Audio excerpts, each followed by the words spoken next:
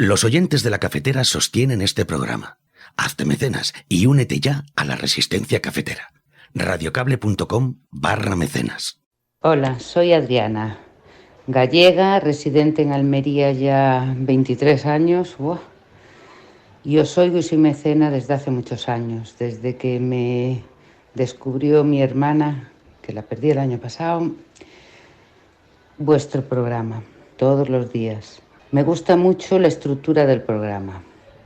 La cabecera con sus cortes en versión original, la media hora de información que dais y el resto. Las entrevistas, habéis hecho entrevistas maravillosas, las tertulias, la sobremesa, todo. Sobre todo me gusta el ambiente sosegado y tranquilo con que se aborda todo. Yo soy una mujer de 57 años de izquierdas, progresista, feminista, ecologista, y en la mayoría de las ocasiones coincido con vuestras opiniones y enfoques. Además, valoro muchísimo el rigor y la calidad de la información que dais.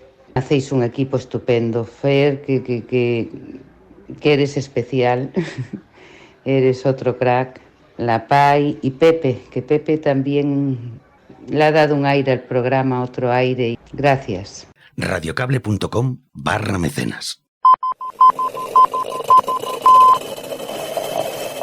La Cafetera. Dirige Fernando Berlín. ¿Quieres un café? En el programa La Cafetera de Radio Cable. La ha entrevistado Fernando Berlín en La Cafetera. Esta mañana en La Cafetera de Radio Cable. Porque con las cosas que había dicho, que yo le oí la grabación del programa de Fernando Berlín.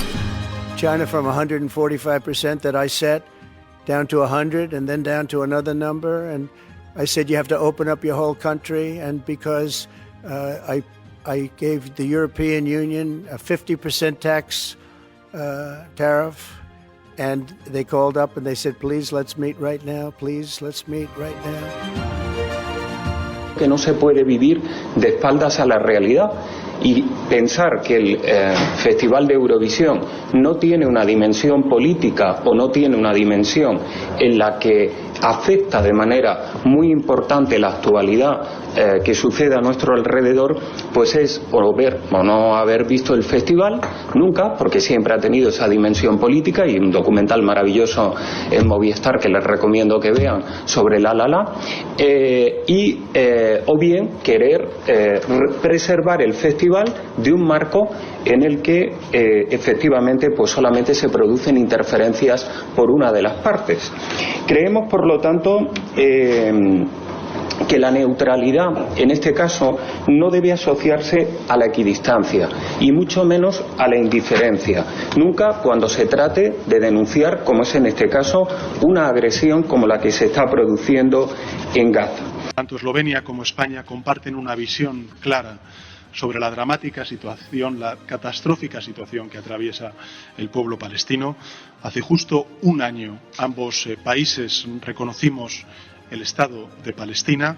Siempre hemos dicho que este reconocimiento, nuestra posición sobre Gaza, no es en contra del pueblo de Israel. Condenamos, por supuesto, los atentados de Hamás. Exigimos la urgente liberación de los rehenes aún presos, cautivos por Hamás. Pero, desde luego, si estamos a favor de algo, es del derecho internacional humanitario y del derecho internacional y la paz. Cuando llegas a según qué niveles o a según qué estancias de la política, canjeas principios constantemente. Y yo, por ejemplo, en mi día a día, en el Congreso de los Diputados, para intentar alcanzar acuerdos, canjeo principios. Porque al final la izquierda o es útil o no, no sirve. En política es mucho mejor ser útil que tener la razón. Entonces yo no quiero tener la razón en política, yo quiero ser útil. Y para ser útil, a veces me toca comerme lo que yo considero que son mis principios. Por ejemplo, nucleares, las nucleares. ¿Yo estoy a favor de las nucleares? No estoy a favor, me parece un peligro. Y creo que nadie quiere vivir al lado de un cementerio nuclear, ¿no? Pero entiendo que, por ejemplo, en Cataluña hay centenares, incluso miles de personas que viven gracias a que trabajan en unas nucleares en el sur de Tarragona. O dimite los bajos fondos, cosa que no parece probable, O hay una moción de censura para acabar con los bajos fondos, cosa que no es posible, o hay unas elecciones. Entonces, yo lo que digo, teniendo este análisis, yo lo que digo, por favor, cabeza fría, pero tensión vital máxima. ¿Por qué? Porque faltan 2 años para las elecciones. Cuidado. La decadencia de este gobierno y la connivencia de sus socios les retratan solamente a ellos. El futuro de la nación es del conjunto de los españoles y es al conjunto de los españoles al que le corresponde tomar la palabra. Si no pueden hacerlo en unas urnas porque Sánchez sigue negándose a convocar unas elecciones generales, ¿podrán hacerlo en la calle? ¿Cómo es posible que se refiera al presidente de su país, de España, en esos términos que no quiero ni repetir? O sea, yo creo que evidentemente el Partido Popular ha perdido absolutamente el norte. Yo también he escuchado en otros medios de comunicación, hace días, incluso horas, que hay otros audios que también afectan a la UCO, de un mando de la UCO, que en defensa de su puesto de trabajo y mientras ejercía esa jefatura, pues intercambiaba mensajes en los que decía que había que hacer caer al gobierno rojo, que había que mandar al destierro al presidente Pedro Sánchez y al vicepresidente. Sí, enseguida lo vamos a abordar. Que el Partido Socialista no ha querido hacer durante estos años ni tomar ninguna medida ni abordar ninguna decisión concreta que permita acabar con las cloacas del Estado en el Ministerio del Interior. Yo creo que eso hasta una señora de letras lo entiende. Hasta eso lo entiende. Guardamos silencio, por favor. Son las 8:30 de la mañana. Las 7:30 en la Casa Museo de José Saramago, en Tías, Lanzarote.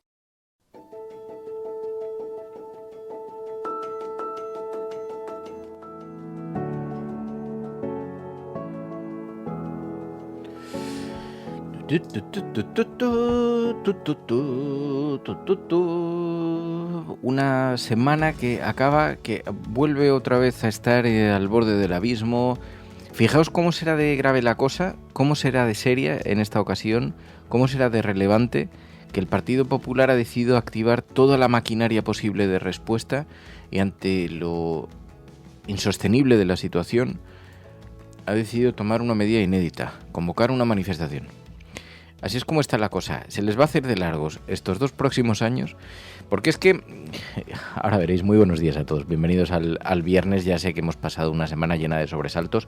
Fijaos, lo tenía muy fácil el Partido Popular, porque había comenzado la semana con un flagrante error por parte del PSOE, con una maniobra de su líder de Extremadura, ocupando un escaño en la Asamblea Regional para conseguir el aforamiento que no tenía, para evitar su imputación, y esa crispación era una herramienta para el Partido Popular. Pero ¿qué es lo que pasa? Que en este país la exageración, la hipérbole que acompaña permanentemente a la derecha ha hecho que en la mitad irrumpiese un caso, unas grabaciones a una militante del PSOE que de pronto han ocupado todas las conversaciones de la cosa política, y parecía ya el último capítulo, la última entrega de lo más grave. No sé si era pues la COPE o Onda Cero, que abrían sus programas matinales diciendo: pero ¿cuánto más vamos a ver? Esto ya hemos tocado fondo. El Partido Socialista persiguiendo a la UCO. Lo que pasa es que 24 horas después teníamos la pregunta, se complicaba. ¿Estábamos ante el Partido Socialista persiguiendo a la UCO o ante una UCO que había decidido perseguir al Partido Socialista? Y todas las crisis se van diluyendo y llegamos al punto en el que estamos hoy. Bueno, pues la respuesta máxima para una situación de máxima emergencia como esa por parte del PP ha sido convocar una manifestación, para que veáis la altura de la gravedad ante la que nos encontramos. Es toda una broma. Cómo llevan hasta el límite la exageración. Por eso digo que se les va a hacer muy larga lo que queda de legislatura. Porque además hay algo que hemos explicado en la cafetera en todo este tiempo. Las particularidades de nuestro sistema democrático hacen que una vez alguien es investido presidente, es prácticamente imposible sacarle de la presidencia del gobierno, salvo con una moción de censura que reúna a la mayor parte del Parlamento. Y no parece que ahora mismo Junts sea partidario de subirse a una moción de censura contra el gobierno apoyado por Vox. Porque fijaos, lo que hoy leemos, la pizarra de Vox, un dibujo en blanco y negro de Carles Puigdemont entre barrotes y con unos grilletes y un uniforme penitenciario, preside la sala principal de las dependencias del grupo de Vox. Claro, imaginaros a esos diputados de Junts, que por muchas ganas que tengan de que vuelva Puigdemont y de que se resuelva la situación y de obtener las contrapartidas que sean necesarias, ven que sus posibles aliados son esta gente. Son los que convocan manifestaciones frente a Moncloa, coreando consignas anticonstitucionales, antidemocráticas. Estos tendrían que ser sus aliados, así que no parece fácil que se pongan de acuerdo, porque además su primer objetivo sería ir contra Puigdemont. Pero eso garantiza una cierta tranquilidad para el gobierno, a pesar incluso de que ni siquiera sacasen los presupuestos, que tampoco se sabe qué ocurrirá. Bueno, pues todo esto es lo que tenemos encima de la mesa. Buenos días, ya sé que es empezar un poquito a destajo, a bocajarro en un viernes. El fin de semana comienza, abandonamos la semana, llegamos agotados con la lengua afuera, y esto es algo que creo que le va a ocurrir al Partido Popular, porque os cuento todo este rollo para deciros eso. Se le está haciendo muy largo. La derecha desinfló, además, ayer la posibilidad de hacerse con el poder antes de 2 años. Lo dijo el propio José María Aznar, como habéis escuchado en el resumen de sonido de estas últimas 24 horas. Para que el propio José María Aznar diga que hace falta cabeza fría, que viene a ser lo mismo más o menos que pedir contención, porque claro, es que no puedes darlo todo al principio de la carrera. Es que cuando nos vamos acercando, quedan 2 años. Es que en 2 años pueden poner en cuestión hasta el liderazgo dentro de tu propio partido. Es que a lo mejor Feijóo no es candidato dentro de 2 años porque llevan todo a tal nivel de presión, a tal nivel de exageración. Todo siempre es un abismo, todo siempre es el apocalipsis, todo siempre es el final de Pedro Sánchez, la democracia desvirtuada, el golpe, todo lo han llevado a tal locura, cualquier pequeña cosa, que ya no es que sea Pedro y el Lobo, es que cada vez que aparece el Partido Popular que viene a dar alguna noticia es como, sí, lo que si quiere bolsa, señora. Así estamos, queridos amigos. Bueno, pues vamos a hablar de esto un poquito, vamos a analizar las portadas de los periódicos, pero hoy tenemos contenidos súper interesantes en el programa, porque además vuestras respuestas a la encuesta que lanzamos nos están ayudando mucho también a confeccionar el programa. Por ejemplo, hablamos de videojuegos los viernes y además lo hacemos de la mano de los oyentes, que es una de las secciones seguramente más participativas, donde sois vosotros los que proponéis un título, y ahora lo que vamos a hacer es abrir un poco más el foco, no hablar simplemente de un videojuego, de cómo jugarlo, de qué tipo de gráficos tiene, de cosas más técnicas, no, porque eso interesa sobre todo a los que juegan a videojuegos, no. ¿Qué podemos aprender sobre el comportamiento humano, sobre el comportamiento de las masas, de lo colectivo, a través de un videojuego, a través de Humanity? Vamos a reflexionar sobre eso a través de este videojuego con un oyente, con Feris. El videojuego tiene una dinámica muy sencilla, que vas moviendo grupos de personas, luego os lo explicaremos. Pero la cuestión es que nos permite preguntarnos muchas cosas, porque lanza algunas respuestas que son súper interesantes cuando lo manejas.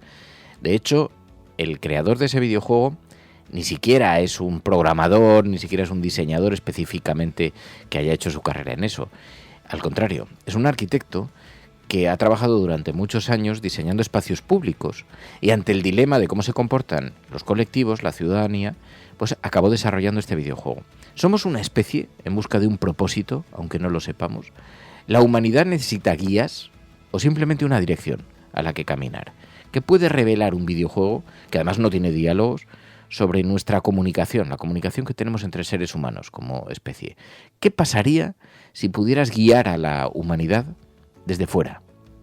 ¿Somos libres o seguimos órdenes sin saberlo?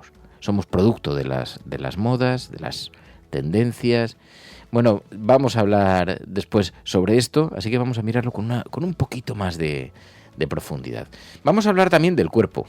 Vamos a hablar también de la gordofobia en la cafetera. En nuestro capítulo para abordar un libro, los viernes, vamos a hablar con la autora Lara Gil.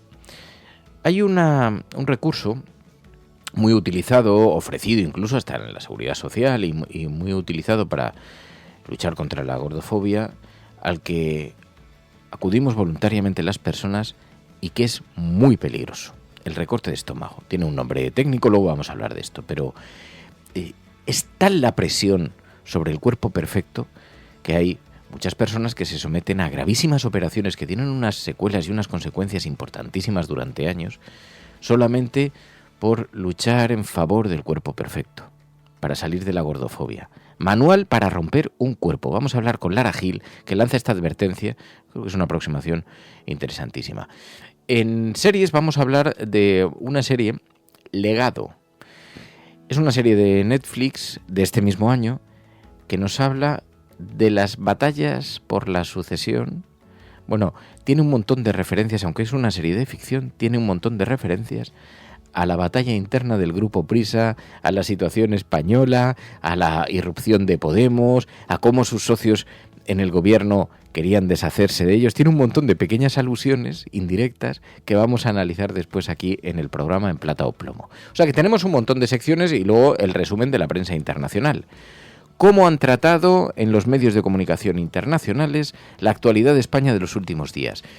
Acercarnos a través de la prensa internacional a este resumen es muy interesante porque supone un resumen de actualidad, que es lo que más ha llamado la atención, y luego en la prensa internacional suele acercarse a los temas de actualidad siempre con un poquito más de distancia, o sea que vamos a hablar con Pilar de la Peña, aunque la semana pasada nos despertaron en los medios internacionales con una tesis muy loca sobre un experimento del gobierno que habría hecho que cayese la red eléctrica y provocó el gran apagón. Lo publicó un medio internacional y ha tenido una repercusión alucinante.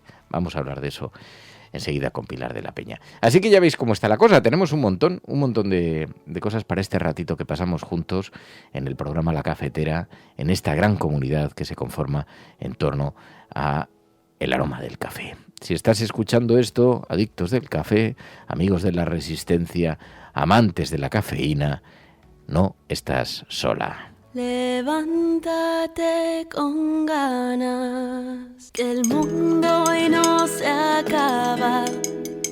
No dejemos la esperanza en la caja de Pandora. Siente el nuevo día y deja ya. Todas las grandes historias comienzan alrededor de una taza de café. No hay nada mejor que ese primer sorbo aquí en el estudio cuando apenas está amaneciendo, apenas sale el sol. Claro, ahora con el horario de verano sale un poquito antes, ya empieza el cielo a tomar las primeras luces de la ciudad y el aroma del café invade el estudio, que está iluminado además con una luz pequeñita. Cuando los viernes abro el estudio de La Cafetera, me gusta sentarme casi en penumbra.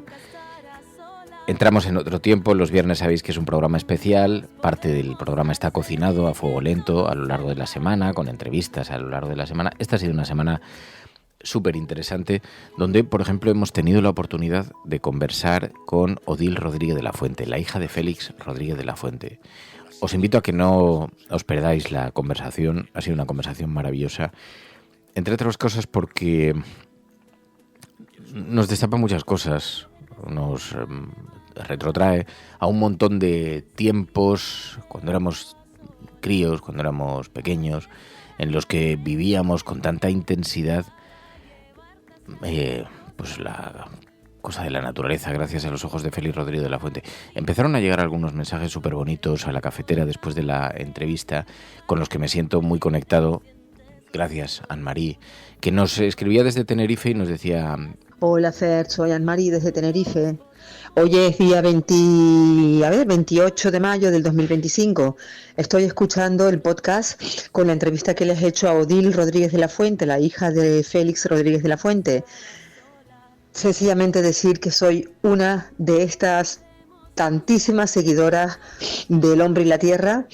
Me está poniendo los pelos de punta la entrevista a Odil.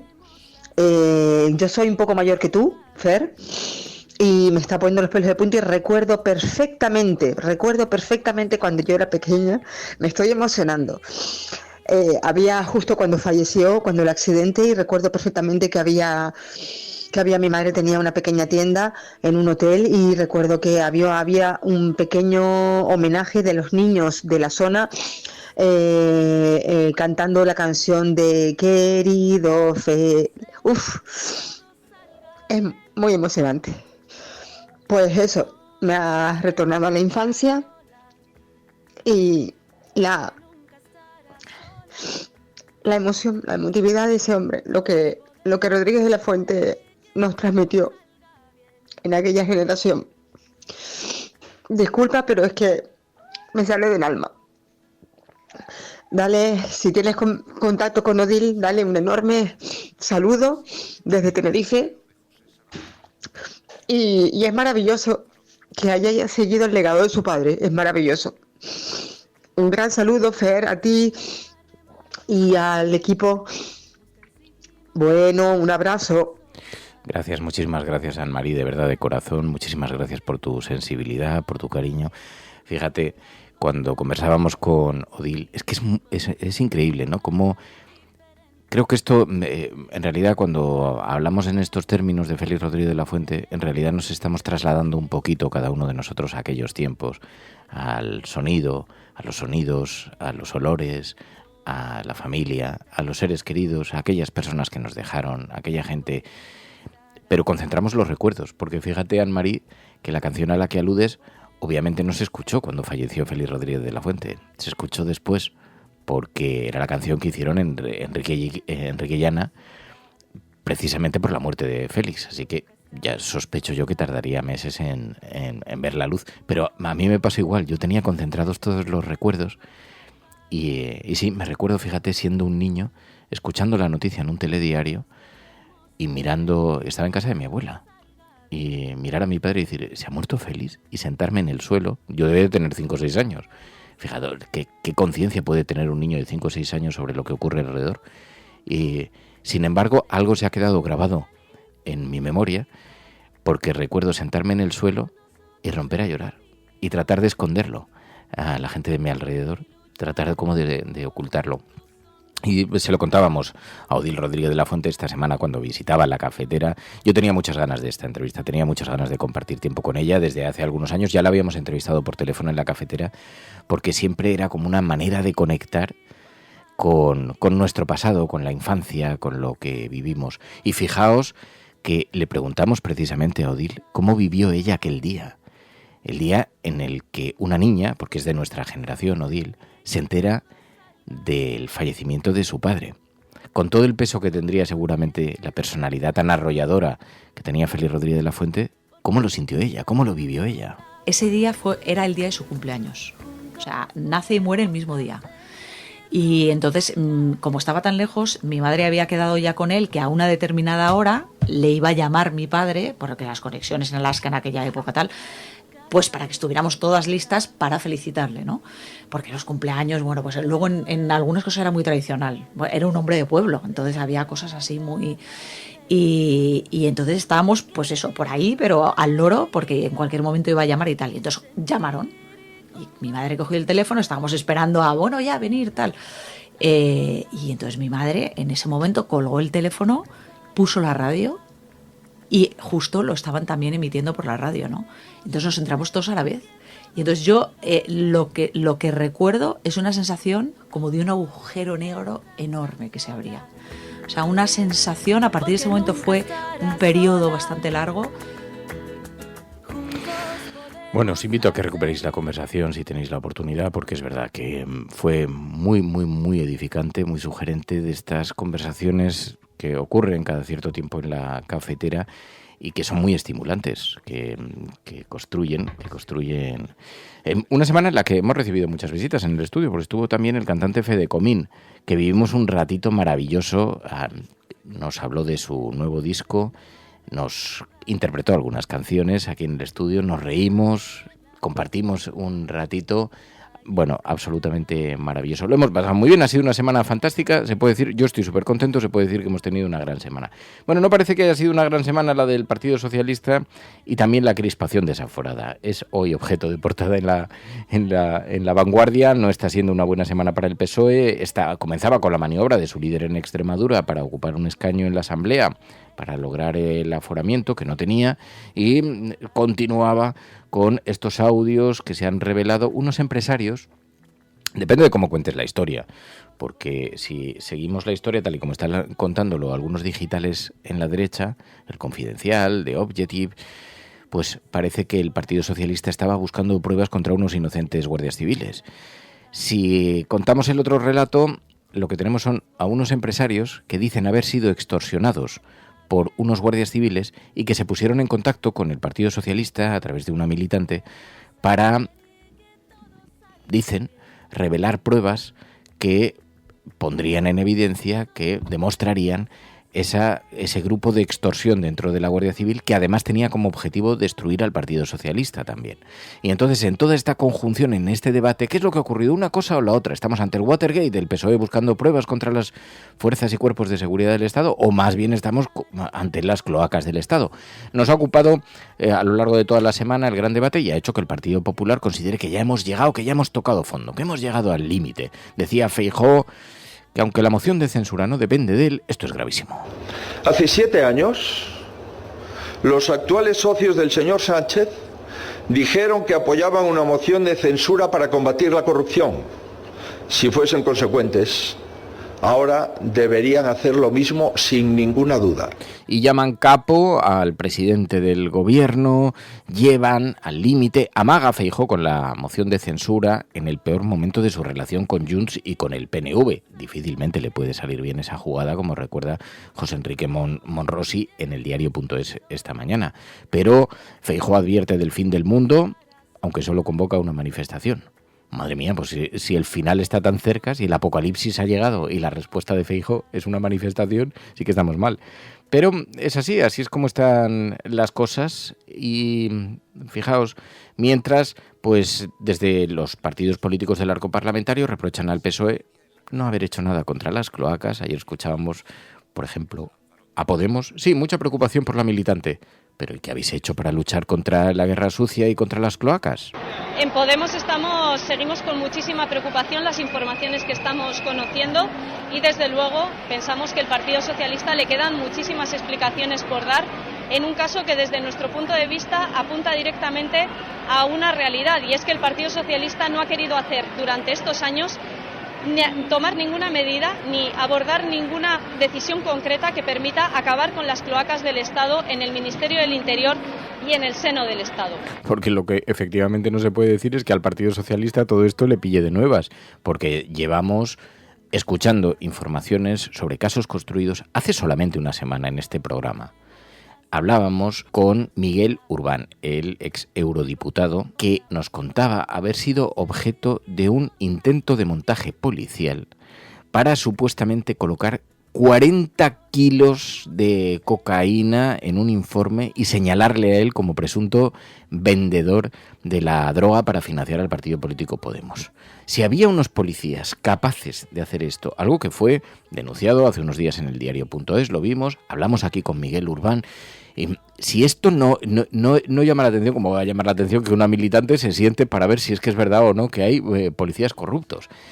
En fin, en este casino se juega. Bueno, pues esta es una de las cuestiones. Hemos visto a Yolanda Díaz, eso sí, porque, claro, en la política nadie sabe muy bien dónde posicionarse, porque te puedes colocar la camiseta, efectivamente, del gobierno y decir, oye, lo que es un escándalo es que haya guardias civiles y policías nacionales maniobrando para tumbar al gobierno, porque es un escándalo. O te puedes colocar la camiseta de la derecha y decir, lo que es un escándalo es que el gobierno esté persiguiendo a policías y guardias civiles y buscando pruebas en su contra. Depende de si son muy inocentes o no. Pero en todo caso, es verdad que no le corresponde a una militante del PSOE hacer eso. Bueno, pues en esa dificultad de dónde colocarse están partidos como Sumar. Yolanda Díaz pide contundencia contra Leire Díez. Yo nunca opino sobre otras formaciones políticas, no lo voy a hacer, pero creo que exige de la máxima contundencia todo lo que estamos viendo en nuestro país. Insisto, el ruido que tenemos es insoportable, pero los hechos que se están conociendo, insisto, con la presunción de inocencia, de ser veraces, son gravísimos. Claro, todas las noticias envejecen de manera... Porque es muy difícil saber en qué posición ocupar, porque además hay mucha presión. La prensa de derechas dice, ¿qué pasa? Que no quieres condenar. Como son los tuyos, no quieres condenar cuando se investiga a pobres e inocentes guardias civiles, ángeles del cielo. Y, bueno, Ángel Víctor Torres, el ministro, explicaba otra derivada de esto, porque en la misma semana hemos sabido que sí, que además hay guardias civiles dedicados a destruir, a atacar al gobierno de España. Yo también he escuchado en otros medios de comunicación hace días, incluso horas, que hay otros audios que también afectan a la UCO, de un mando de la UCO, que en defensa de su puesto de trabajo y mientras ejercía esa jefatura, pues intercambiaba mensajes en los que decía que había que hacer caer al gobierno rojo, que había que mandar al destierro al presidente Pedro Sánchez y al vicepresidente. Sí, enseguida lo vamos a abordar. Esa es la otra pata del debate. Y que era un felón. Yo creo que eso también exige unas explicaciones. Hoy ese alto mando es miembro del gobierno de Ayuso. De la Comunidad de Madrid, de Isabel Díaz Ayuso. Así que, efectivamente, todo esto, bueno, es una broma lo que está ocurriendo en este país.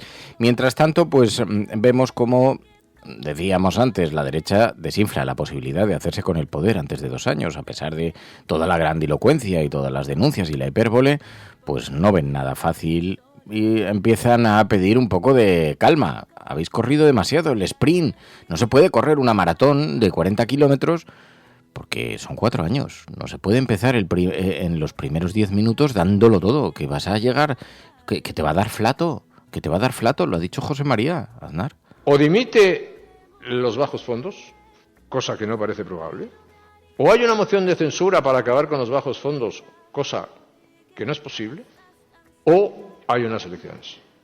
Entonces, yo lo que digo, teniendo este análisis, yo lo que digo, por favor, cabeza fría, pero tensión vital máxima. Máxima tensión vital, lo que pasa es que le estás pidiendo un ejercicio, un esfuerzo. Pero claro, como decía María Jesús Montero, el Partido Popular ha perdido el norte completamente. Feijóo ha perdido el Oremus. Y, madre, o reducen un poquito la velocidad. Bueno, es que ya los niveles que hemos llegado en la política a mí me parecen absolutamente deslendables. O sea, ¿cómo se puede uno referir el líder de la oposición de este país, que aspira aparentemente a ocupar la presidencia del gobierno en algún día? ¿Cómo es posible que se refiera al presidente de su país, de España, en esos términos que no quiero ni repetir? No quería repetir, le llamó capo. Bueno, pues el caso es que es el retrato de nuestro país, de un país que ayer convocó la extrema derecha a una manifestación en Moncloa para, bueno, ilustrar, para escenificar el rechazo de la ciudadanía ante el felón Sánchez. Fueron 300 personas. Fue un pinchazo de tal magnitud que estaban súper nerviosos. Las imágenes que circulan en las redes sociales insultando a la prensa, porque las fotos eran 4 gatos, entre ellos Dongo, estaba también, en fin, todos los representantes estos del universo pseudo-periodístico español. Bueno, que ha recibido muchas críticas también la extrema derecha, precisamente cuando hemos escuchado a un diputado de Vox. Fijaos cómo se refería, en qué términos se refería, ha sido señalado por machista. Hombre, si tenemos 300 millones para amortizar deuda, invirtámoslos en progreso, invirtámoslo en lo que realmente produce riqueza, porque esa deuda la vamos a amortizar, pero como tenemos carencia vamos a tener que seguir pidiéndola. Yo creo que eso hasta una señora de letras lo entiende, hasta eso lo entiende. Las perlas machistas de un diputado extremeño que también se cuelan en las páginas de los periódicos hablando de economía. Hasta una señora de letras lo entiende, decía el tío. Bueno, también hemos visto en las últimas horas al presidente de Radio Televisión Española defendiendo el mensaje de Eurovisión contra la indiferencia de lo que está haciendo Israel en Gaza. Que la neutralidad, en este caso, no debe asociarse a la equidistancia y mucho menos a la indiferencia. Nunca cuando se trate de denunciar, como es en este caso, una agresión como la que se está produciendo en Gaza. Yo quiero decirle que a pesar de las críticas que hemos recibido durante estas 2 semanas desde la celebración del festival, lo volveríamos a hacer igual porque creemos que esto no es una cuestión política, ni siquiera es una cuestión de humanidad y creo que en las cuestiones de humanidad debemos tener un consenso.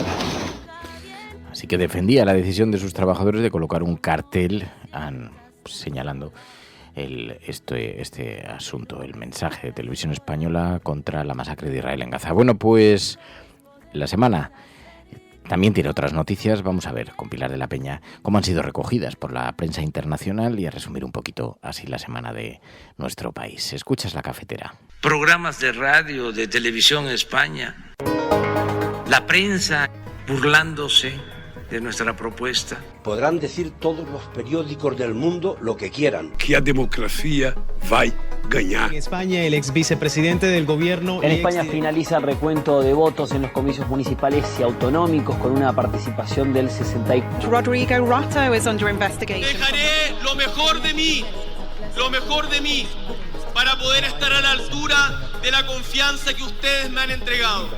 No olvidamos justicia, verdad, respeto. Seguimos.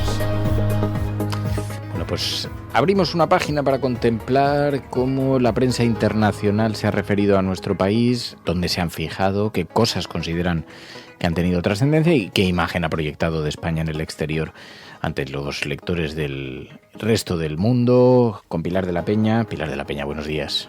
Hola, buenos días. Oye, en una semana en la que hemos visto la decisión de la Unión Europea de posponer la votación para convertir el catalán, el gallego y el vasco en idiomas oficiales, que finalmente ha sido un fracaso, un revés para Sánchez, dice la prensa internacional. Sí, y que puede tener además implicaciones sobre su futuro y lo que queda de legislatura. La verdad es que aquí en España, pues la prensa, sobre todo la prensa conservadora, ha estado muy pendiente de esta votación, y los medios internacionales, unos cuantos como Euronews, por ejemplo, el diario francés Le Figaro o The Politico, se han hecho eco de esta decisión de finalmente posponer. Algunos señalan que de forma indefinida esta propuesta de España que pedía incluir o considerar el catalán, el gallego y el vasco como lenguas oficiales dentro de la Unión Europea. La mayoría de los medios internacionales que lo recogen, lo que explican es que esto se trata de una promesa o de una medida que lleva impulsando o intentando sacar adelante el gobierno español desde 2023, cuando en el pacto y en las negociaciones para favorecer la investidura de Sánchez, pues llega a este compromiso, a esta promesa en concreto con Junts, y desde entonces España ha estado intentando sacarlo adelante. Por eso Euronews titula: vuelve a fracasar a la hora de conseguir apoyo suficiente o la unanimidad para conseguir esta declaración de los tres idiomas españoles como lenguas oficiales de la Unión Europea. Explican además que fracasa entre otras cosas porque no consigue la unanimidad. Este tipo de decisiones se intenta siempre desde Bruselas que se logren con un consenso o muy amplio o absoluto, y en muchas ocasiones se opta por posponerlas hasta que, si no salen adelante, antes que afrontar el fracaso directo de una votación en contra, pues se opta por posponerla. En este caso hay algunos medios internacionales que señalan que quizá haya sido pospuesta indefinidamente y que eso sería el fin de la propuesta, pero se mantiene ahí una cierta ambigüedad. Le Figaro, por ejemplo, el diario francés, que también lo recoge, lo que señala es que parece que la Unión Europea lo que ha hecho ha sido tirar el balón fuera, ¿no? Ante este asunto que también advierte el diario francés que es más explosivo de lo que parece, esta declaración de el catalán, el vasco y el gallego como idiomas oficiales. Consideran que sería un poco abrir la caja de Pandora, y que a pesar de que España había puesto todo su peso político en este nuevo intento de conseguirlo, y cita a algunos diplomáticos que señalan esta circunstancia, pues al final las reticencias de varios países europeos pues han hecho que incluso algunos países que pueden tener situaciones similares o que pueden enfrentarse también a algún tipo de reclamación de que tienen también lenguas regionales que pueden pedir lo mismo, pues han decidido no apoyar. Entre los países que se cita Euronews, por ejemplo, que los que cita como que han sido más claros a la hora de oponerse, están Finlandia, Suecia y Austria. Y se habla incluso del Financial Times, antes de que se supiera que esta votación iba a ser o había sido pospuesta, señaló que se había acusaba a España de haber incluso utilizado amenazas para intentar sacar adelante. Pero finalmente, pues todo esto ha quedado pospuesto, y The Politico, la edición europea del digital estadounidense, lo que advierte es que esto es un revés importante para Pedro Sánchez, que además puede complicar su capacidad para aprobar un presupuesto y para aumentar el gasto en defensa y cumplir con las metas de gasto militar de la OTAN. Es uno de los asuntos que tiene protagonismo esta semana en la prensa internacional y que ha fijado la atención de los medios de comunicación internacionales, pero no ha sido el único, porque hemos visto también cómo estaba siendo destacado en los medios internacionales la reunión en Madrid de países europeos y árabes y la petición de España de más sanciones y un embargo de armas a Israel, ¿verdad? Sí, está el llamado Grupo de Madrid, la reunión que tuvo lugar el pasado fin de semana, en que España fue anfitriona, estuvo presidida por el ministro de Asuntos Exteriores, por José Manuel Álvarez, y en la que asistieron más de una veintena de países europeos, árabes, entre ellos estuvo algunos miembros que destacaban a los medios internacionales, como por ejemplo Reino Unido, Italia, Alemania, Francia, junto a Arabia Saudí, Jordania, Turquía, Marruecos, Brasil, que también le daba también un matiz más amplio, así que no fueran simplemente los países europeos y árabes, pero esta especie de embrión de alianza internacional, lo que ponen de relieve es que ha ido un poquito más allá a la hora de reclamar medidas y reclamar acciones a la comunidad internacional para intentar poner fin a la guerra de Ucrania. Y varios medios internacionales, desde la BBC, Deutsche Welle, el diario francés Sud-Ouest, Al Jazeera, la agencia Nova, en fin, Euronews, han destacado que, entre otras cosas, se ha pedido el embargo de armas a Israel. Esto, ha llamado la atención. Recogen las palabras de Álvarez, señalando también la necesidad de promover la solución de los dos estados, que es un poco lo que defiende este grupo que se ha llamado Grupo de Madrid, en el que esta veintena de países reclaman que se vuelva a apostar por la solución de los dos estados para el conflicto en Oriente Medio, pero llama la atención y lo destacan incluso la propia BBC en su titular, que al final España ha pedido un embargo de armas contra Israel. Incluso se ha abierto la puerta a sancionar a individuos que según el ministro Álvarez estuvieran, impidiendo la solución de los dos estados y indirectamente incluso señalando a Netanyahu. Es verdad que ha llamado la atención, se pone de relieve, pero algunos, como en el Deutsche Welle, la televisión alemana, señala que hay dificultades para que esto suceda, ¿no? Y explica en concreto que un embargo de armas, incluso aunque hubiera una gran asistencia de países a esta reunión, realmente la mayoría de los países no tienen vínculos armamentísticos o, lazos comerciales armamentísticos tan potentes, que el gran suministrador de armas de Israel es Estados Unidos, que no estaría en este grupo, aunque los dos siguientes países que sí habrían participado en esta reunión del Grupo de Madrid son Alemania e Italia, pero señala que habría dificultades en varios campos para decretar este embargo de armas. Pero sí son numerosos los medios internacionales que ponen de relieve este llamamiento y estos esfuerzos que está haciendo España a nivel internacional para, intentar buscar algún tipo de alianza o de forma de presionar. De hecho, lo que destacan bastantes de los medios internacionales también es que esta reunión del Grupo de Madrid ha coincidido con un momento en que se ha, recrudecido, o incluso que varios aliados clásicos de Israel a nivel europeo, que habían hasta ahora apoyado o que al menos no habían evitado criticar al Estado de Israel, dada la catastrófica situación en la que se encuentra ahora mismo la Franja de Gaza, ha habido un nuevo coro de voces internacionales que intenta presionar y que intenta lograr algún tipo de compromiso por parte de Israel para mejorar la situación, aliviar la hambruna y acabar con estos bombardeos y con esta ofensiva militar. Tenemos que seguir aplicando las sanciones. España fue uno de los primeros países del mundo en aplicarlas contra los colonos violentos y contra todos aquellos que quieran obstaculizar la paz e imposibilitar definitivamente la solución de dos estados. Y yo quiero llamar a las conciencias de todo el mundo.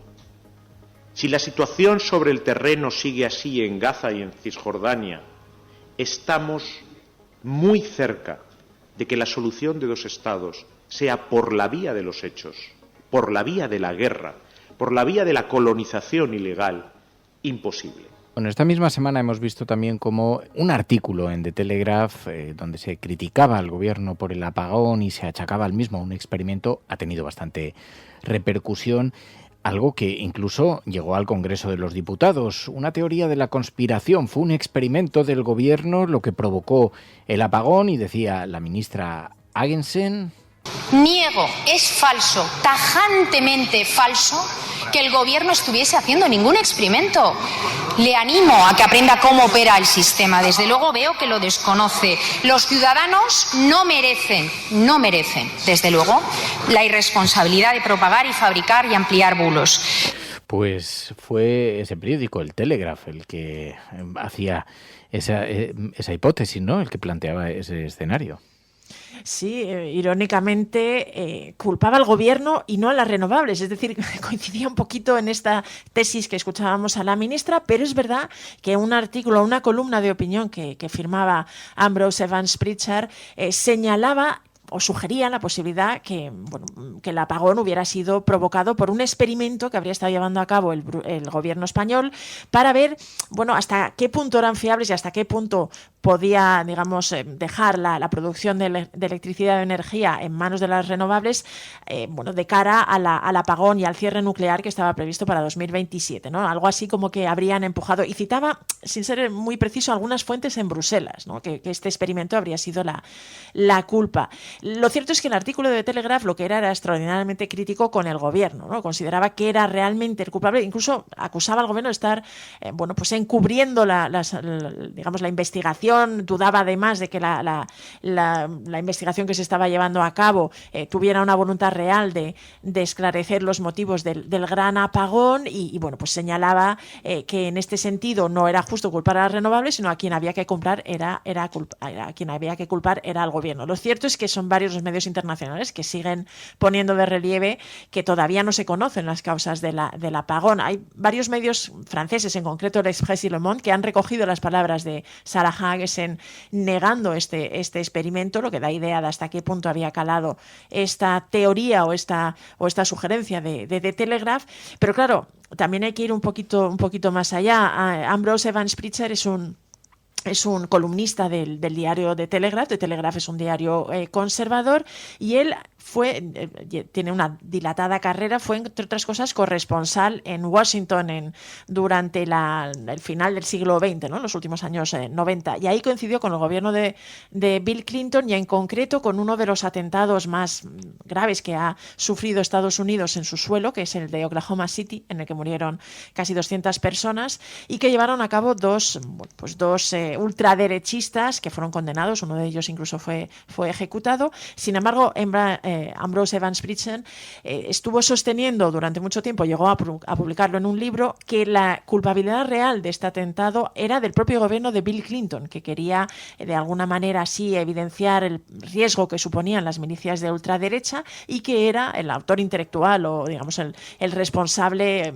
por detrás de este atentado. Así que es un periodista que ha llegado a sostener algunas de estas teorías conspiranoicas y que realmente es el que firmaba este artículo, en el que se mostraba muy crítico con el gobierno español, y al que acusaba incluso de haber llevado a cabo un experimento que habría sido el que provocara el apagón. De todas formas, todo esto sigue habiendo un gran interés en los medios internacionales por el apagón. Muchísimos países están siguiendo las explicaciones que pueda dar el gobierno español, porque existe el temor de que a una situación así pueda replicarse en otros países, y por ello todas las explicaciones que se están dando están teniendo bastante eco.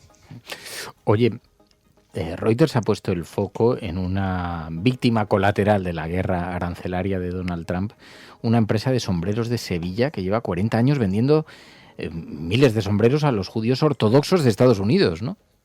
Sí, fíjate que es una noticia menor, podríamos decir, pero que conecta varios de los asuntos que están en el foco de la prensa internacional, ¿no? La guerra arancelaria de Trump, la situación de los judíos, y una pequeña empresa española de sombreros que tiene sede en Sevilla, que se llama Fernández y Roche Industrias Sombreras Españolas, y que resulta que desde hace más de 40 años vende los sombreros de fieltro negro, que son típicos típicos de los judíos ortodoxos. De hecho, los judíos ortodoxos, los hombres, tienen que llevar ese sombrero prácticamente a diario, ¿no? Y pues aproximadamente cada 3 años renuevan este sombrero. Pues bien, resulta que en Estados Unidos no hay tantos productores o proveedores de este tipo de sombreros, y buena parte de ellos se compran y se importan desde fuera. Y en concreto esta pequeña empresa de Sevilla pues lleva 40 años vendiendo, fíjate que anualmente llegan a vender 30.000 sombreros de fieltro negro a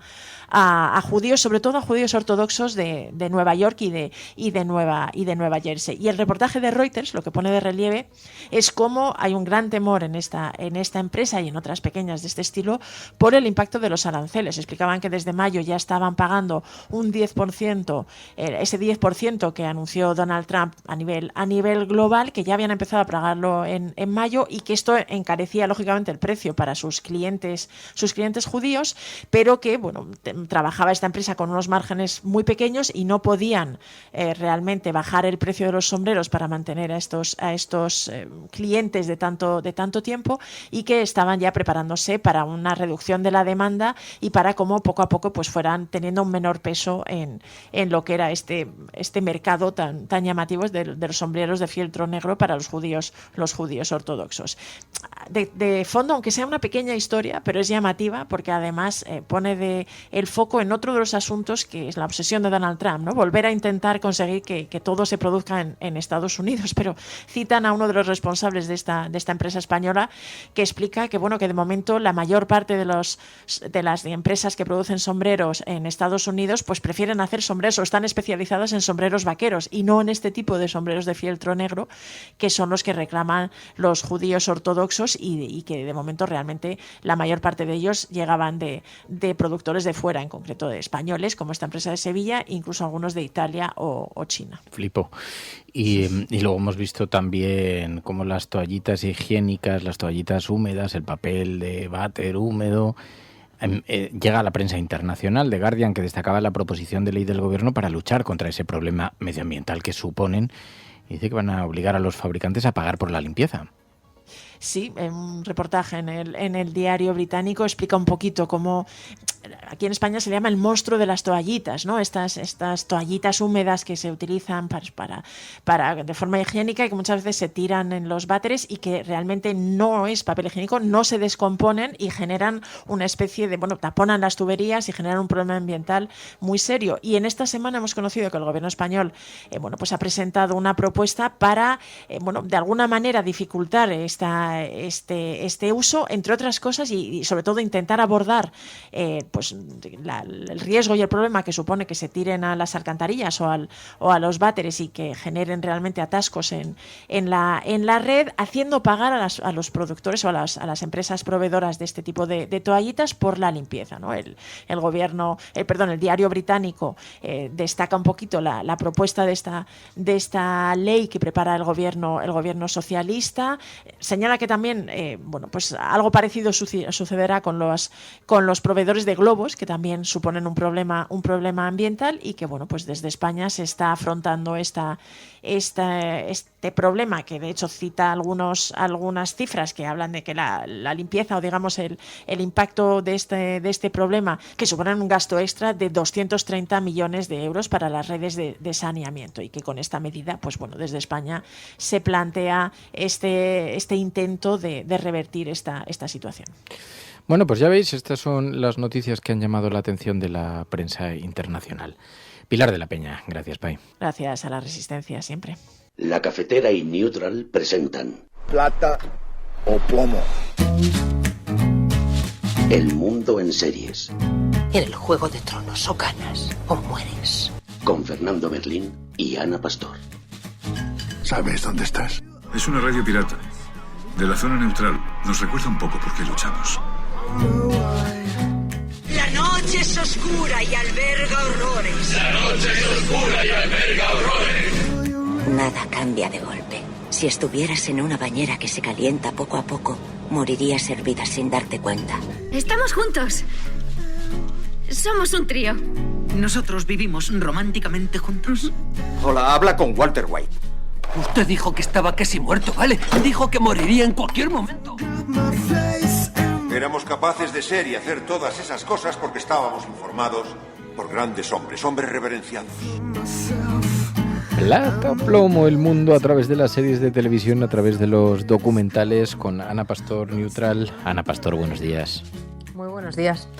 Bueno, con esta serie que nos propones, yo, fíjate, no sabía ni que era de este año, pensé que tenía algo más de tiempo. Ha sido estrenada Legado, año 2025. Es una serie de 8 episodios donde vemos a un empresario de la comunicación que tiene un imperio de la comunicación, ha estado un par de años al margen por una enfermedad y a su vuelta descubre que sus hijos se han convertido en unos desconocidos que llevan los negocios por un rumbo que detesta. Este es el punto de partida de Legado en Netflix, que me decías, hay que verla, es interesante, porque tiene un montón de guiños a medios de comunicación que todos conocen, al Grupo Prisa, que tiene muchos guiños a la batalla por la sucesión en el Grupo Prisa. Claro, cuando vimos Succession, que ya hablamos aquí en el programa, decíamos, estas luchas de poder de familias que tienen emporios de comunicación, estas guerras internas tan salvajes, pero ya llevado a lo español, llevado al territorio con el que convivimos, bueno, está bien, ¿no?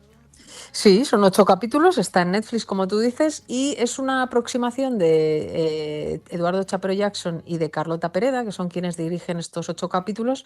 Una aproximación, no a Succession, aunque sí el arranque, si cuando veas los 8 capítulos verás que evoluciona hacia otro lugar que también has mencionado. Es verdad que hay un padre de familia poderoso, con 3 hijos, también como Succession, en este caso 2 hijas y un hijo, que tiene una enfermedad y entonces pues se dirime.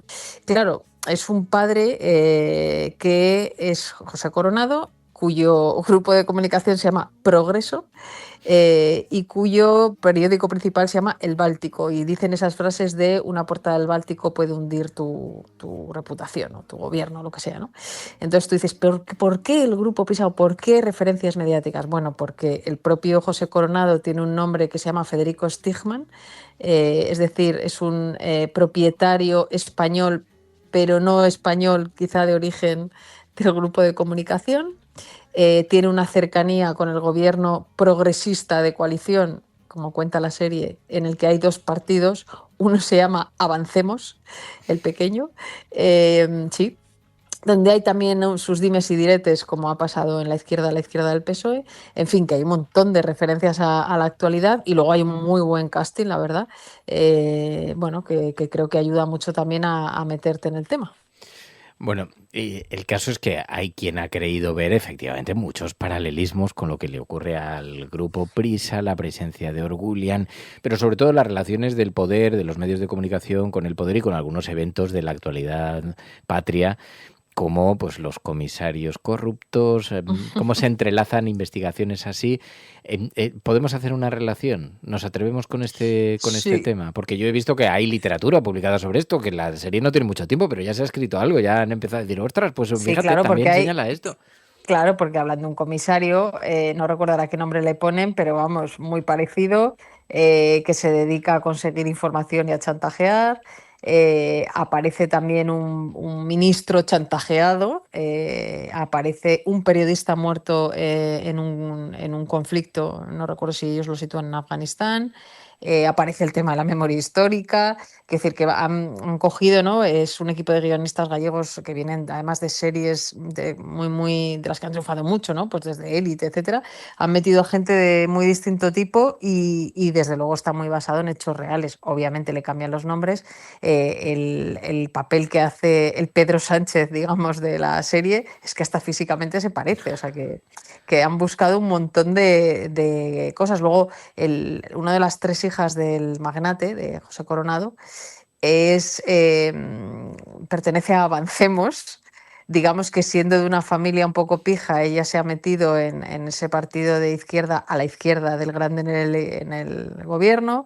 Entonces tiene como sus contradicciones también, porque vive en una casa que está muy bien. En fin, han ido cazando cosas ahí como de todo lo que ha pasado estos años en España. Evidentemente la ficción y la realidad se tocan tanto a veces que es una buena inspiración, ¿no?, para los buenos guionistas. Sí, van haciendo guiños, pero bueno, también es esta cosa del patriarca y los herederos, de cómo y las luchas de poder internas en un grupo de comunicación, que esto efectivamente pues ahora en Prisa no es precisamente un elemento desconocido.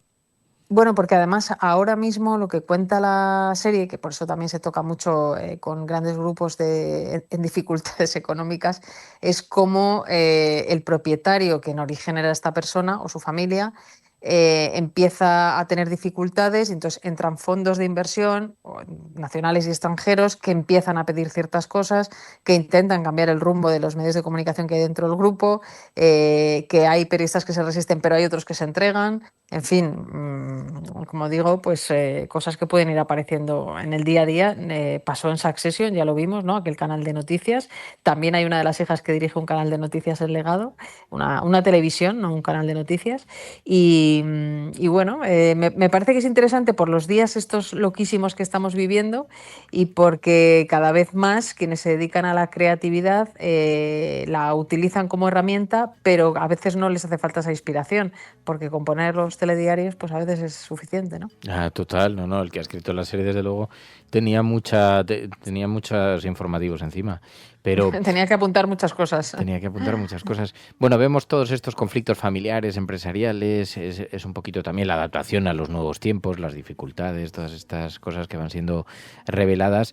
El reparto, a ver, la cosa es que como serie, hombre, yo también te diría, es una serie que se deja ver. Amable, tampoco entraría mucho más en profundidad porque tampoco es como que sea una... Pero está bien, es amable. Es un repaso ver, ¿no? a los últimos años / meses de algunos acontecimientos políticos, mediáticos, judiciales, que si no tienes suficiente oyente de la cafetera y de Neutral con lo que estamos viendo, suficientemente agotado, pues dices, venga, voy a revisar un poquito. Sí, claro, si lo quieres Bien, ver... Y por cierto, está siendo número 1 por lo visto en visionados de Netflix, o sea que no... Sí, porque la factura está bien. Colgada. Sí, está bien, y los personajes también, es entretenida, está muy bien para echar un ratillo y si te gusta la actualidad, pues encuentras un montón de referencias. Igual han tocado demasiados temas, igual meten demasiadas tramas en el guión. Sí. A mí me ha pasado último capítulo, porque luego, claro, tienen sus propios temas personales, ¿no? De parejas, etcétera, pero en algún capítulo se me ha pasado que ya hay... Por cierto, el detonante que no lo hemos contado es que el padre, como cree que va a morir, graba una entrevista que solamente se va a emitir de manera póstuma cuando él fallezca, cosa que no ocurre durante la serie. Y entonces en esa entrevista raja lo más grande, contra sus hijos, contra todo el mundo. Y entonces, bueno, eso deriva luego en fin, no voy a contar mucho, que sabes que doy los spoilers, pero bueno, que digamos que eso es el inicio de la serie de por qué graba la entrevista, para qué pasa con esa entrevista ya grabada una vez que comienza la serie. Claro, y las guerras que se abren, las confesiones, que son cosas muy... Pero bueno, luego a mí lo que me parece más interesante también es que lleva a la serie, a una serie española, algo que todos observamos o antes intuíamos, la influencia del poder, de la política en los medios de comunicación, los vasos comunicantes, las estrategias cruzadas, y esto está muy retratado. Te tienen que gustar esas batallas, esas luchas de poder, pero bueno, al que le guste un poco la cosa de los medios de comunicación y de la actualidad, pero esos vasos comunicantes están ahí a tope. En las dos direcciones, ¿eh? Sí, la influencia claro. de la política y el intento de influencia, y la influencia también claro, de los medios sobre la política. Claro. Te dedico una portada y a lo mejor te arrepientes y entonces me haces más casito y me das una licencia y no sé qué, ¿no? Que es un poco también parte de la trama que cuenta la serie. Claro. ¿El gobierno dirige el país? No, el periódico El País dirige el gobierno. Fue una frase que durante la transición... Sí, cuenta la leyenda que le dijeron a un primer ministro extranjero los propietarios del Grupo Prisa cuando vino de visita. ¿Sabes? Vaya, y cuenta la leyenda. Claro, puede ser una leyenda. Guionistas del mundo mundial que nos estáis escuchando, esa frase tiene serie también. Claro, total. Ana Pastor, Neutral, gracias Ana, muchísimas gracias. Gracias. Stronger than the rest of the world.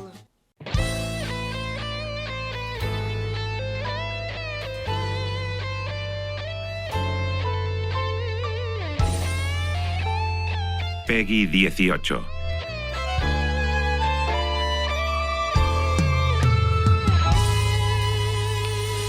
Bueno, pues es tiempo para los videojuegos aquí en la cafetera, pero como hacemos en el programa desde una perspectiva diferente, desde una perspectiva un poco más original, no solamente os hablamos videojuegos, de títulos, de a cuáles se puede jugar. Habrá muchos de vosotros que seáis oyentes del programa, que nunca hayáis jugado a un ordenador, que no os interese probar, pero que sin embargo podáis extraer lecciones de este nuevo universo del entretenimiento que son los videojuegos, que ya supera con mucho a otros sectores del propio entretenimiento, como el cine, como otras industrias, y lo supera con muchas creces.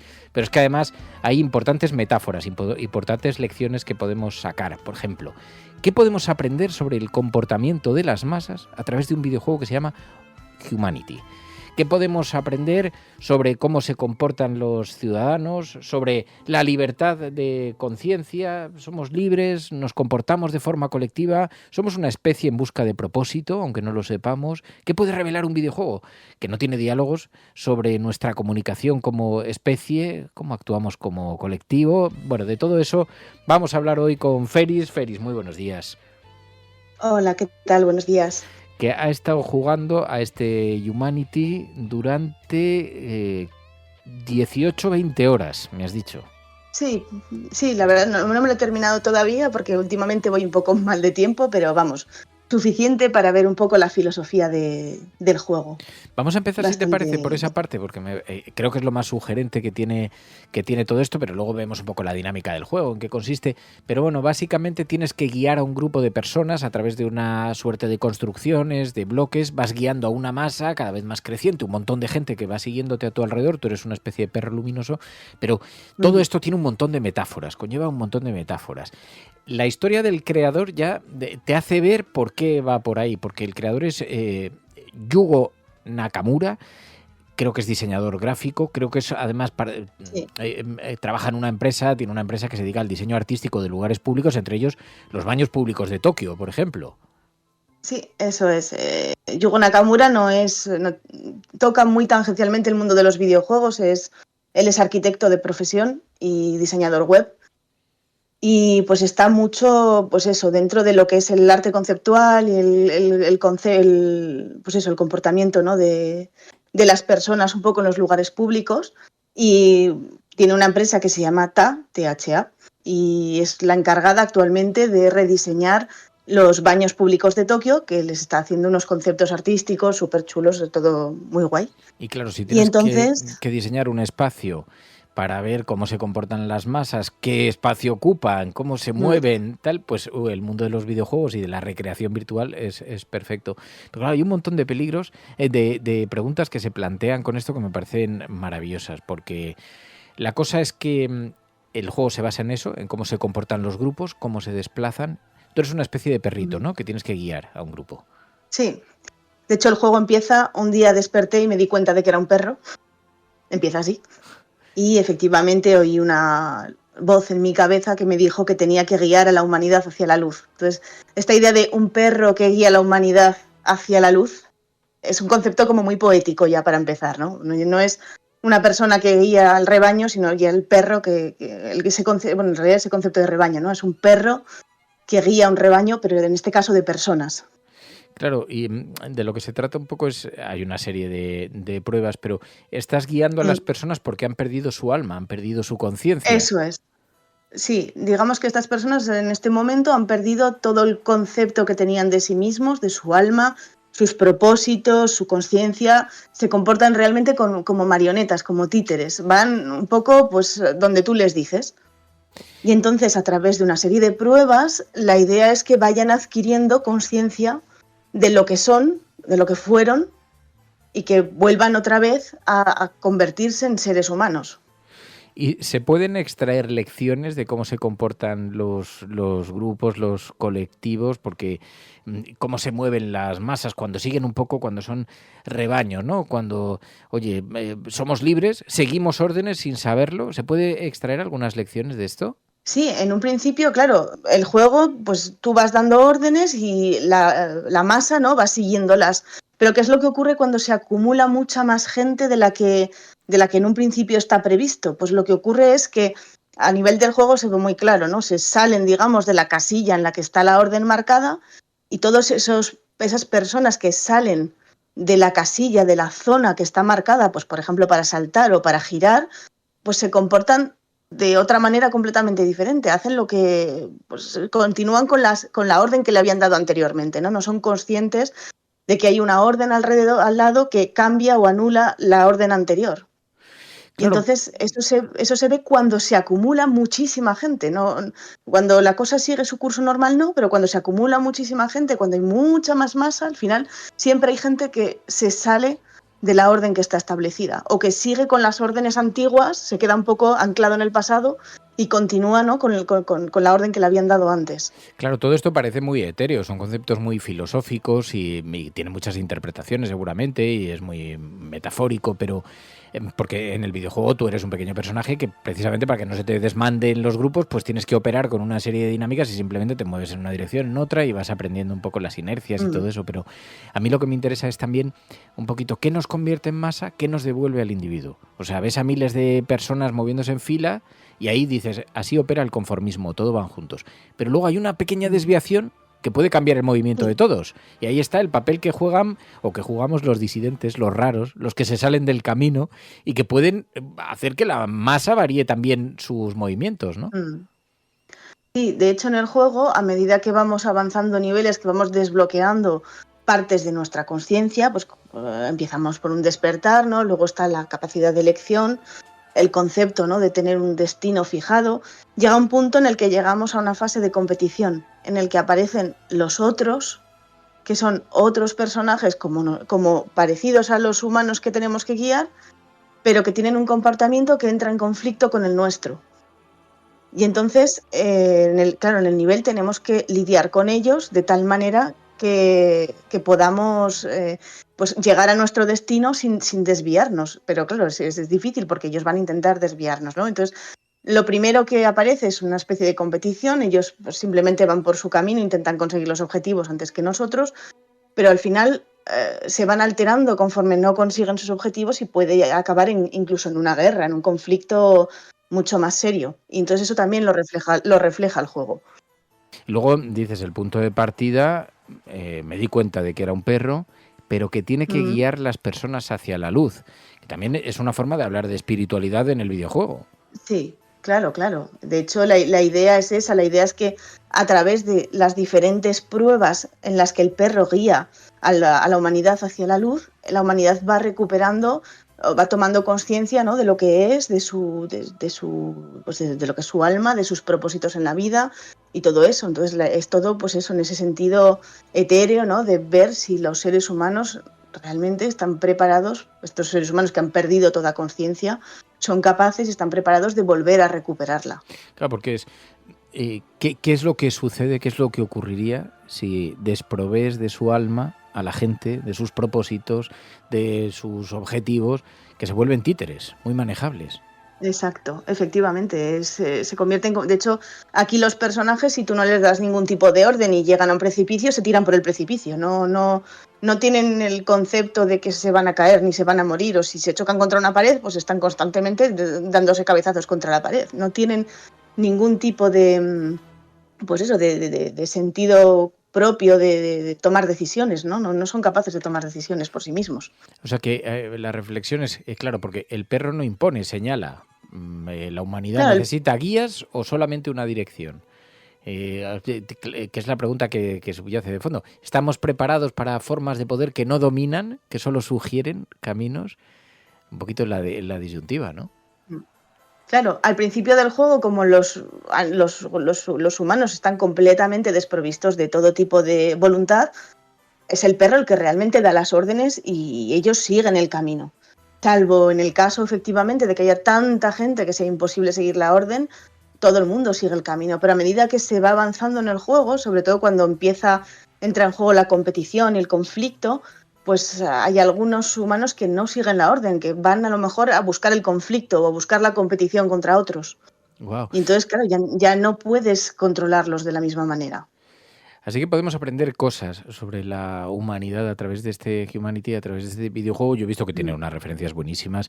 Luego, la propuesta gráfica, claro, es un perrito luminoso que es el que va haciendo de guía, un montón de personas que van detrás tuya y vas a través de unas construcciones, ¿no? Que he visto que son como bloques y entonces dependiendo Sí. pues tienen unas estructuras u otras y tienes que moverte a través de esos bloques sin que se te caiga la gente por los precipicios, ese tipo de cosas, ¿no? Bueno, en principio el juego te da libertad para tirar a la gente por los precipicios si quieres, porque luego vuelven otra vez a salir por la puerta, digamos que es como una cosa cíclica, ¿no? Sí que necesitas que una cierta cantidad de gente llegue realmente al final a su destino y efectivamente pues para eso les vas dando órdenes y tal. Lo interesante que tiene, ya entrando digamos en la cosa técnica del juego, son las mecánicas. Tiene unas mecánicas, cada nivel es realmente diferente al anterior, en cada nivel aprendes una cosa nueva, te dan una orden nueva, luego las órdenes, en cada nivel tienes órdenes diferentes, en unas tienes girar y saltar, en las otras es un salto largo y puedes flotar, en las otras tienes que nadar, y son como unos 90 niveles, tampoco es muy grande, pero realmente suponen un desafío porque son niveles de tipo puzzle, entonces un desafío mental, o sea, necesitas estar allí reflexionando y pensando cómo consigues llevar a la gente a su destino. Es súper interesante, es muy bonito el juego, Guau. a nivel técnico. Llevas unas 20 horas, te quedan 5 para terminarlo de forma resumida. Creo que hay gente que, pues un poco para hacer todos los logros, todas las pruebas, todo Sí. eso, puedes estar hasta 50 horas, ¿no? Sí, yo soy más de las que se va a pegar 50 horas probablemente, porque de hecho uno de los desafíos extra que te da el juego son unos personajillos dorados grandes que se llaman Goldies, que están colocados en el mapa de 1 a 3 más o menos por nivel. Y entonces, claro, tú tienes que dictar las órdenes para ir a recoger a estos Goldies que están por allí perdidos y llevarlos también hacia la luz. Y claro, esos Goldies sí que si se caen por el precipicio ya no los puedes recuperar, con lo cual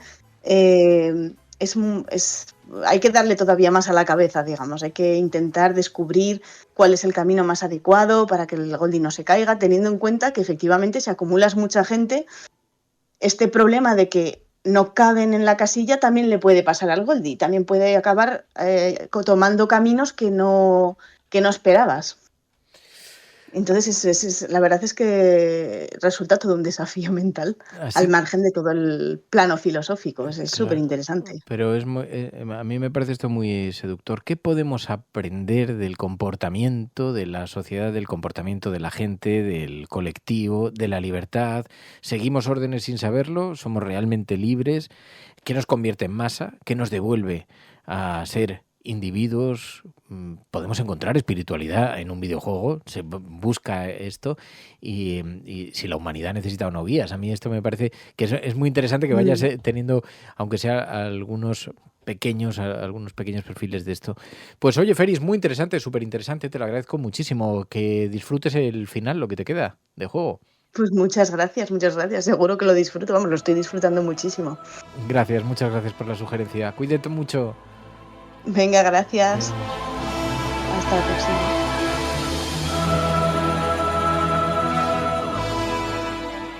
Los oyentes de La Cafetera sostienen este programa. Hazte mecenas y únete ya a la resistencia cafetera. radiocable.com/mecenas. Tiempo para la literatura, tiempo para abrir un libro en La Cafetera con recomendaciones cada semana. Clara Nuño, buenos días. Muy buenos días, cafetera, ¿cómo estamos?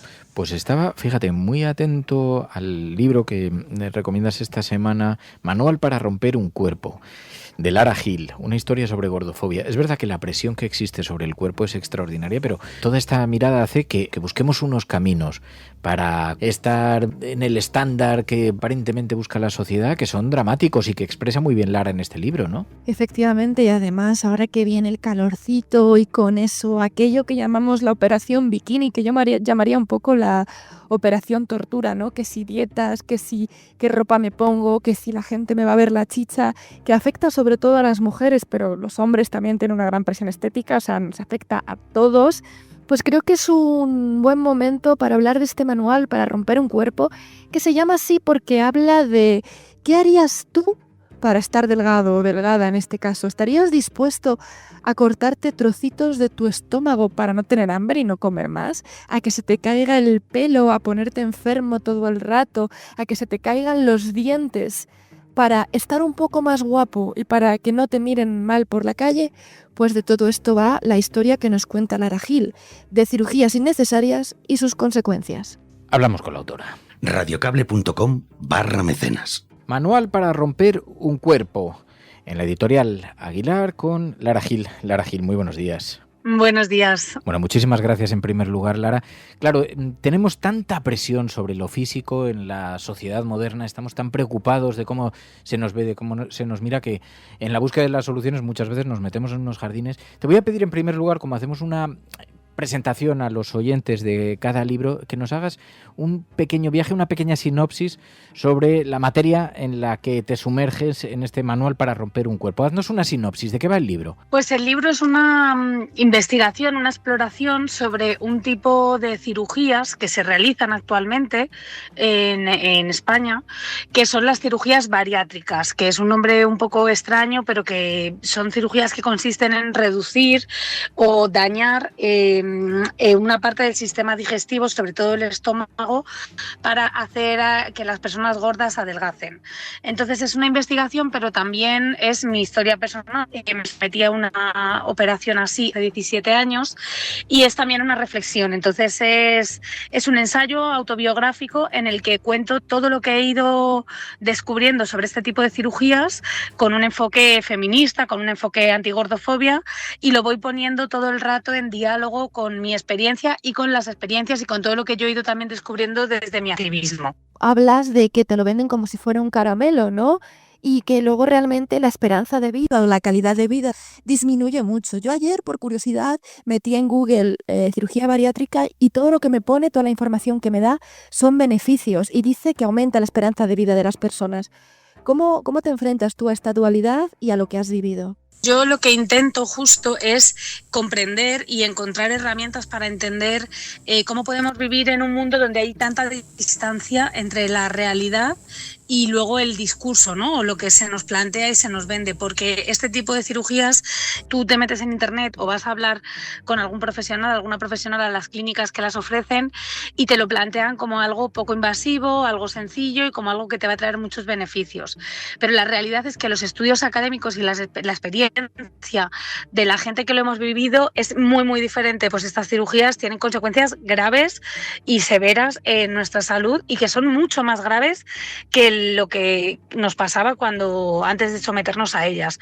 Entonces es una exploración sobre el uso del lenguaje también. En el libro intento entender yo misma cómo se utiliza el lenguaje para camuflar, para silenciar o para ignorar unos elementos y para fomentar otros y crear otra realidad, ¿no? Como hay una realidad sobre las cirugías y que no se parecen nada a lo que luego nos están vendiendo. Y esto es imprescindible para que se sigan produciendo estas cirugías, para que se puedan vender y para que se puedan realizar, porque si supiéramos de verdad lo que pasa con ellas, claramente nos horrorizaría como sociedad saber que estamos haciendo esto.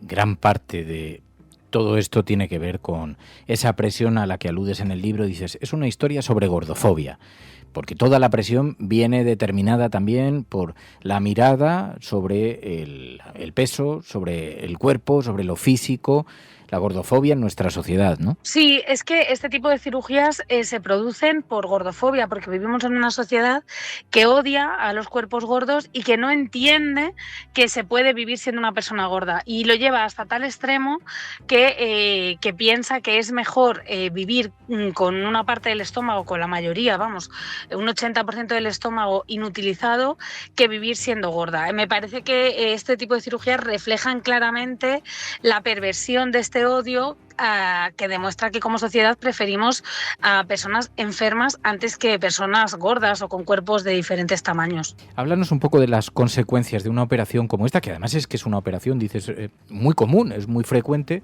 Sí, es muy común y es importante también que sepamos que se realizan de forma cubierta por la Seguridad Social, o sea, que no es algo que solo hagan personas en clínicas privadas, está dentro de las cirugías con más lista de espera de este país y se realizan en muchos hospitales públicos públicos, que esto es importante también que lo sepamos, ¿no? Y las consecuencias, pues hay muchos tipos de consecuencias, desde las más cotidianas con las que convivimos la mayoría, que tienen que ver con la falta de nutrientes, con déficit, ¿no?, de nutrientes como el hierro, la B12, el ácido fólico y las consecuencias que esto tiene, ¿no?, en nuestras vidas, como pueden ser la anemia u otros problemas mayores, afecta a nuestra memoria, afecta a un nivel cognitivo, pero luego hay otro tipo de consecuencias también más graves, hay problemas muchas veces luego con las cicatrices, en el caso de las mangas gástricas hay problemas con las grapas, hay mucha gente que primero se realiza un tipo de cirugía y luego son tantos los problemas que tienen que realizarse otra, que es la que se llama bypass,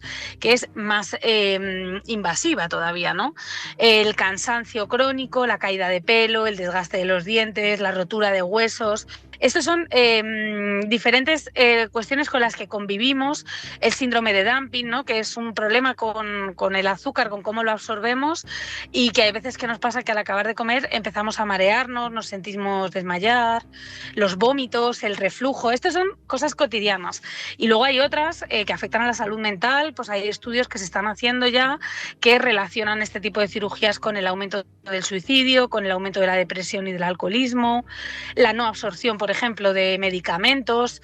O sea, es que si lo pensamos, dañar órganos que están sanos en un cuerpo que funciona bien, inevitablemente va a empezar a generar un montón de consecuencias en la salud de las personas, tanto físicas como mentales. Hay gente que puede decir, bueno, pero ¿esos son casos generalizados o es particular? Porque esta información está, pero la gente se sigue lanzando. Bueno, yo creo que es importante hablar de que apenas hay datos. O sea, este libro es una puerta que abro para que empecemos a preguntarnos y a mirar hacia allí. En la mayoría de informes y de artículos académicos y de investigaciones que yo he encontrado son en Estados Unidos, donde ya se está investigando mucho más. Yo he pedido datos aquí en España y hay muy pocos datos. He hablado con profesionales médicos que me han reconocido que no hay apenas información sobre esto.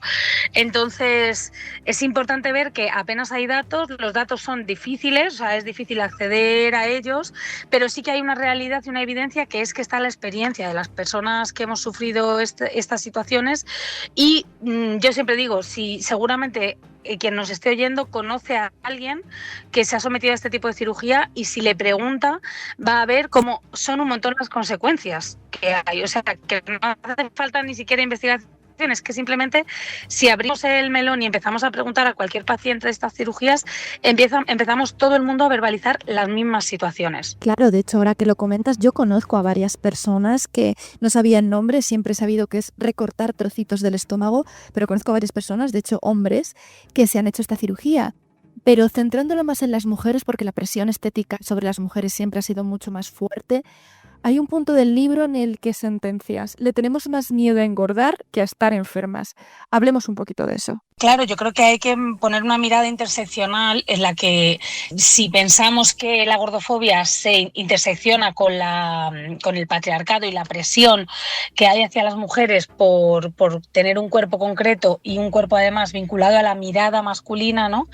Entonces es mucho mayor. El dato que yo he conseguido y que he encontrado es el de que este tipo de operaciones, el 80% de quienes se las realizan son mujeres, ¿no?